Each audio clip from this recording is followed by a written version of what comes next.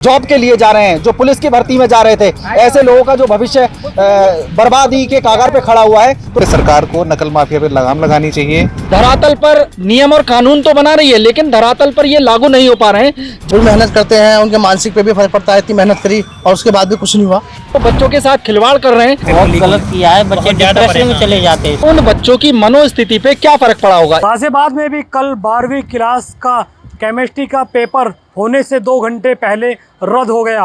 बताया जा रहा है कि पेपर लीक हो गया था, जिसकी वजह से पेपर रद्द किया गया।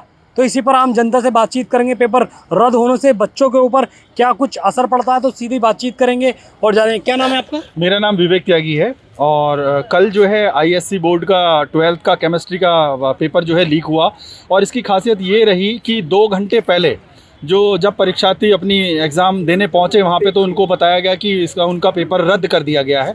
और ये रद्द करने का हालांकि कारण नहीं बताया गया, पर बहुत सारे जो प्रधानाचार्य हैं लखनऊ से भी ये खबर आई कि उन्होंने ये बोला कि पेपर लीक हो गया है। अब आप समझ सकते हैं कि जो बच्चे पूरी साल तैयारी की जिन्होंने, और वो परीक्षा देने अपने परीक्षा केंद्र पर पहुँचे और उनको ये बोल दिया गया कि आपका परीक्षा रद्द कर दी गई है, तो उन बच्चों की मनोस्थिति पर क्या फ़र्क पड़ा होगा। एक बच्चा पूरे साल अपनी परीक्षा के लिए तैयारी करता है और उनको ये बोल दिया जाता है कि आपका पेपर लीक हो गया है, अब 1 महीने बाद या 2 महीने बाद ये पेपर होगा।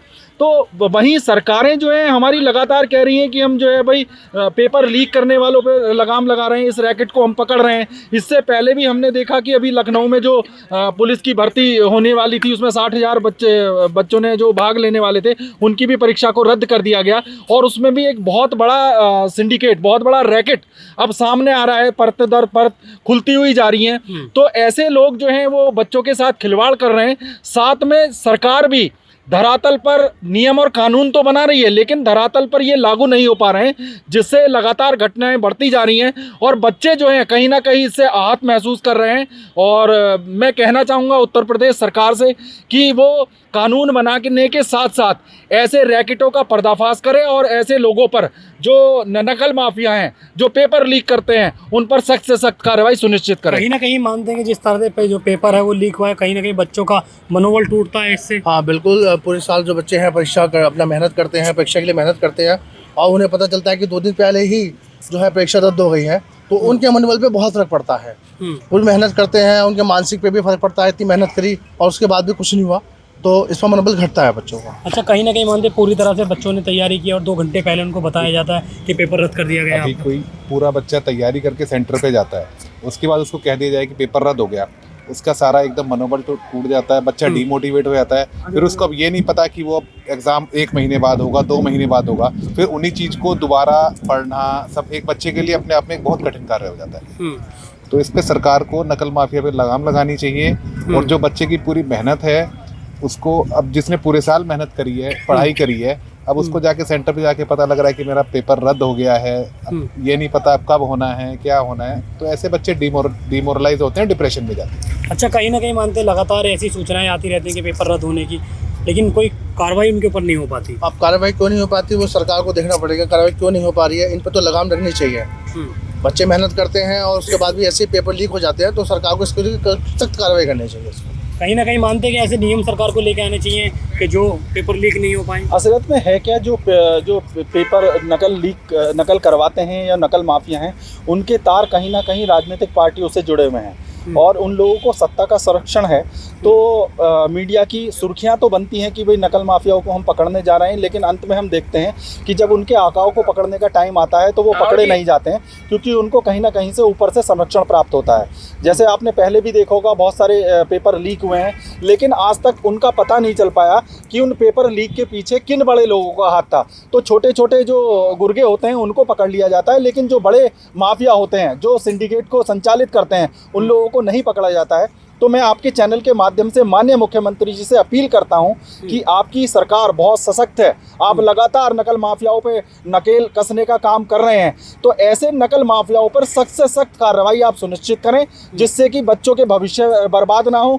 जो बच्चे अपनी जॉब के लिए जा रहे हैं, जो पुलिस की भर्ती में जा रहे थे, ऐसे लोगों का जो भविष्य बर्बादी के कागार पे खड़ा हुआ है, तो ऐसे लोगों पर सख्त से सख्त कार्रवाई करें। अच्छा, कुछ बच्चे भी हमारे साथ हैं, उनसे बातचीत करेंगे कि कल 12th क्लास का जो पेपर है वो रद्द कर दिया गया। कल 12th क्लास का पेपर रद्द कर दिया गया। 2 घंटे पहले ही पेपर रद्द हुआ। बच्चे ने पूरी तैयारी कर ली थी, स्कूल जहाँ जाना था पहुँच गए थे, लेकिन पेपर रद्द हो गया। कितना असर इससे पड़ता है बच्चों पर? असर तो बहुत पड़ा जी। अब बच्चों ने बताओ कितनी तैयारियां की, जी तोड़ मेहनत की 12 पेपर पास करने के लिए, लेकिन ये गलत करा है उन्होंने। तो इस बात से मैं सहमत तो नहीं हूँ।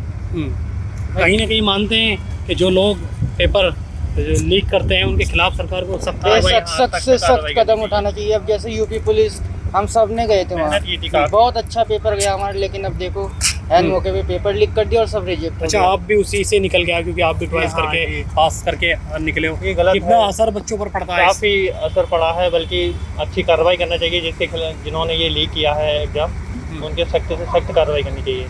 और यूपी पुलिस का भी एग्ज़ाम रिजेक्ट हुआ है, वो भी गलत हुआ है। हम लोगों ने काफ़ी जी तोड़ मेहनत की, काफ़ी मतलब आसार थे कि हम लोग कर लेंगे, लेकिन इस बार ये रिजेक्ट किया, गलत बात है।